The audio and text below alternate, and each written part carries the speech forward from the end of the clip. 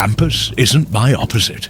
That's what humans think, that he's some dark reflection of Santa Claus, punishment to my reward.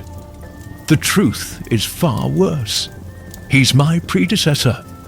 Before there was a list, before there was a workshop, before children learned to dream of presents, there was Krampus. Not the cartoonish demon of modern tales, but something older. Something that understood that childhood itself needed pruning. The chains he carries, they're not for punishment. They're memories, metal links forged from moments when innocence learned it could break.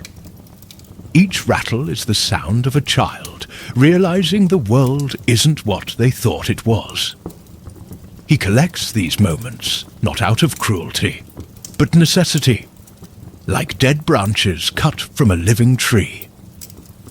Mrs. Claus remembers him from before. He was gentler once, she tells me, sorting through letters from children who've started asking questions that unwrap reality. Before humans decided wonder needed to be regulated, measured, deserved. She keeps a birch branch on her desk, not as a threat, but as a reminder. Sometimes I catch her tracing its marks like reading braille made of lost innocence. The list knows about him, of course. It keeps a special section written in ink that smells like alpine winds and tastes like tears dried on primitive cave walls. These aren't names of naughty children. They're names of those who've glimpsed what Krampus really is. Who've seen beneath his horns and hooves to something that remembers when childhood wasn't a gift but a sacrifice. The elves fear him, but not for the reasons you'd think. They fear him because they remember serving him. Before they made toys, they wove baskets from shadows and regret.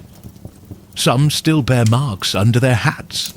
Not horns, but the memory of horns. The echo of what they were before. Wonder needed a workshop to contain it. This morning, I found fresh birch marks on the workshop's door. Not threats, but reminders. Messages in a language older than Christmas, older than giving, older than the idea that children needed to be sorted into nice and naughty. The list trembled when I traced them, its pages rustling with what might have been recognition or fear. Krampus doesn't visit children anymore, not really.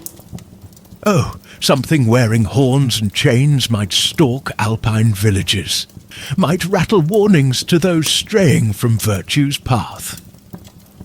But the real Krampus is still out there, still culling wonder before it grows too wild, too dangerous. Every time a child stops believing in magic, every time innocence cracks like ice in spring, he's there, collecting the fragments. The reindeer sense him approaching.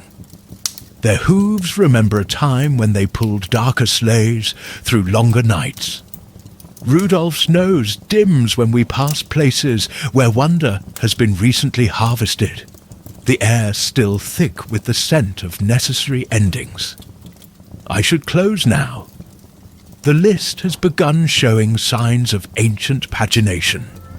Pages older than paper emerging between its leaves. They're written in a script that looks like birch bark peeling in winter, telling stories of when childhood wasn't a time of joy, but a season of survival. When wonder was wild, dangerous, and free. Remember, when you hear chains rattling on winter nights, when birch branches scratch against your window like claws on ancient cave walls, that's not punishment coming. That's something older than Christmas, remembering when it didn't need permission to prune the garden of childhood wonder. Remember, the time before December, when wonder ran wild